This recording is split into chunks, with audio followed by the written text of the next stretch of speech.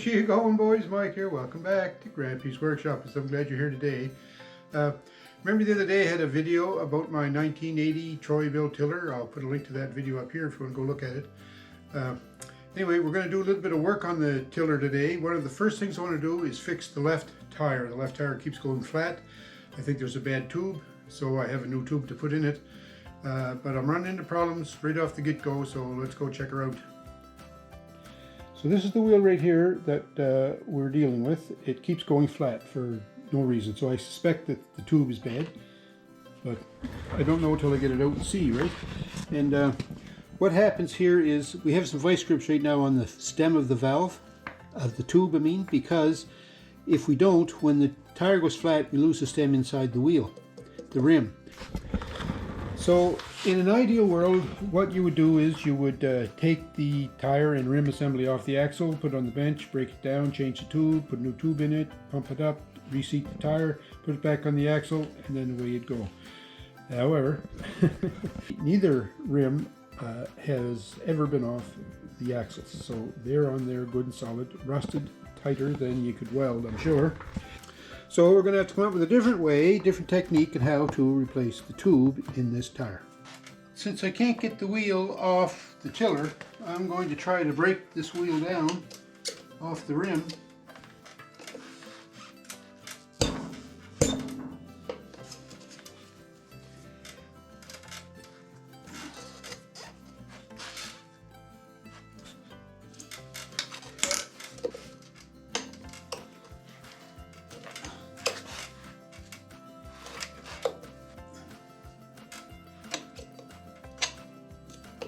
We're getting somewhere here.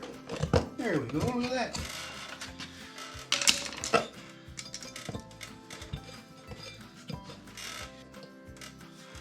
Now, how do we get it off the inside?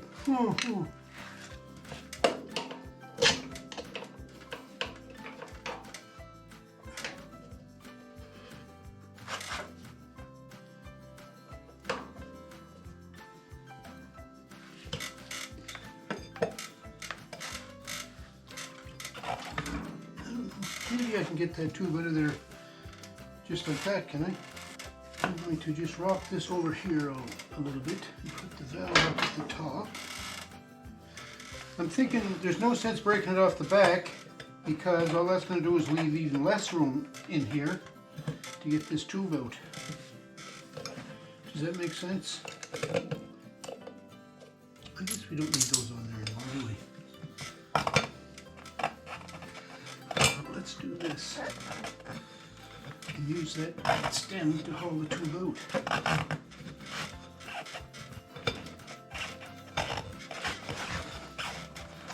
Oh yeah, we're getting her now.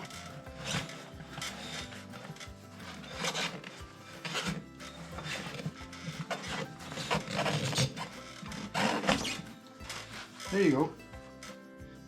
Okay, let's take this to the bench, blow it up, see if we can see if this is leaking, if this is what the problem is. Okay, first thing I want to do is put this valve stem back in here. And then we'll put a little air in it.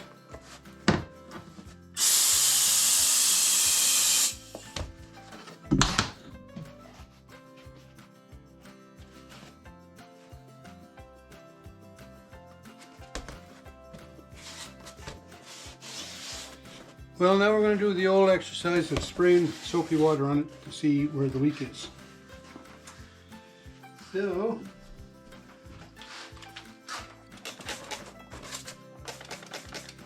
I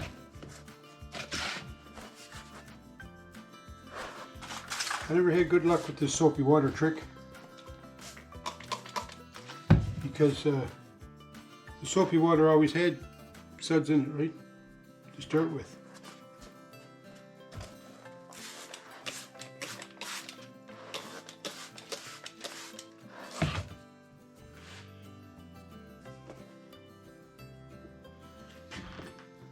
Okay, I'm going to work on this to see if I can find the leak, if there is one. I hope there is, because I don't know why else it would be going flat, right? But anyway, when I find it, I'll show you what I found. Alright, did you ever see a pressure gauge like this before? I I can't find a leak in this. I put it in a bucket of water and I couldn't see any leaks. I thought I felt one around the stem here, but didn't show any bubbles. I put soapy water on it and couldn't see any bubbles. So it's whatever is leaking, it's a really slow leak. I expect it's coming from the valve. And when I put a pressure gauge on it, the tire pressure gauge, even these ones that only go like 5-10 pounds, it doesn't record a lot on this, so it's kind of, you know, not a good indicator. So what I did was I just tied a string around the tube here where it's to be tight, and I'm just going to let it sit here for an hour or two and just see if that string gets loose on the tube. And if it does, then that tells me there is a leak in this. So maybe I'll change the Schrader valve, because I have another Schrader valve. I'll put that in there, see how that works, and if that doesn't work, then I have another tube that I can put in. So that's where we stand right now. I'll be back in about an hour or two. Well, guess what? I left this tube blown up like this with the string on it, tight like that, for an hour.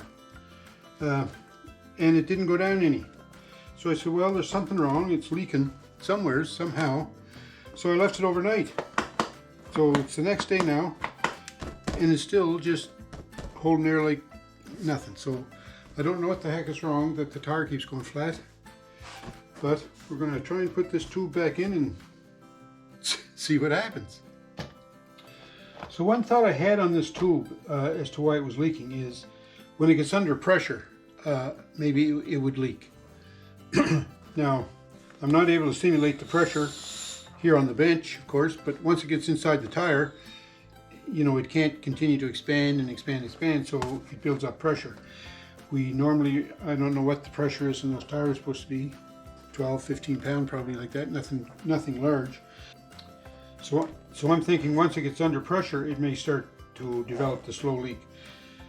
But when I left it blown up for like almost 24 hours now, and the pressure never went down at all, I'm thinking there can't be a leak in this tube. So we're going to put it back in the tire and try it, just see what happens, I guess. To get the tube back in the tire, that's going to be good fun. I'm going to start by putting the stem, the valve stem, in the hole.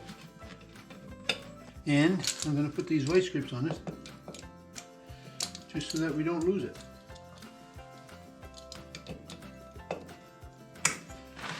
Alright, step one.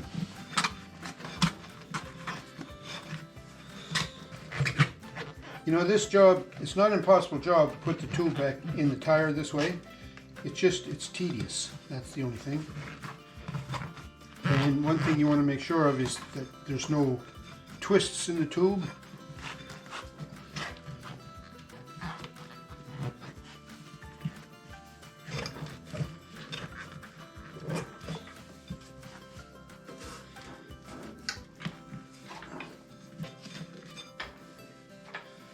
And because of the way the stem is on the tube, you have to make sure you get the bead of the tire over that so that it doesn't pinch it.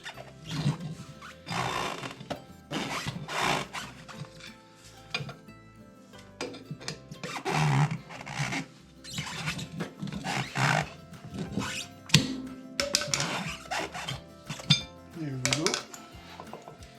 I think that's got it.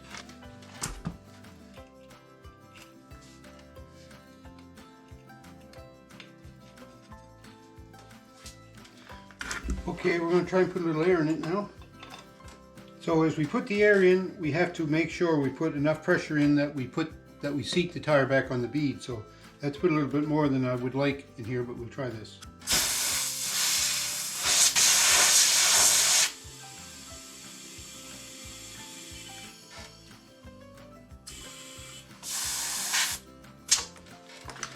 So I got 40 pounds in that now.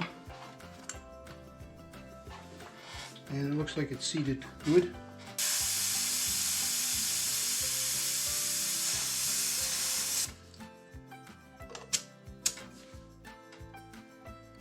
That's 12 now. And we'll come back and check that again, and I'm going to let the tiller down on the wheel so the wheel takes the weight of the tiller, and just see what happens to that overnight. That's about all I can do, I think. It's been about 6 hours now since I filled this tire, We're going to check the pressure. It doesn't look like it's down any. It's 12 pounds right now. So it looks like it's holding air now. But that's funny because this tire didn't hold air before, so what was wrong with it? Here's my expert opinion. See these vice grips right here? On this valve stem, that's a metal valve stem. I think what was happening was, because we clipped these vice grips on there to hold it, it deformed this valve stem somewhat. That's where the Schrader valve seats inside the stem. And I think if you clip it up there, it deforms it a little bit and will allow for air to escape. Well, when I clipped them on this time, I clipped them down here closer to the elbow to hold it. And well, that's not where the Schrader valve is, so it wouldn't cause the leakage. So I think that's what happened. Having these vice grips on there was enough to deform that valve stem and allow air to leak out. That's the only thing I can figure. So let me know in the comments what you think.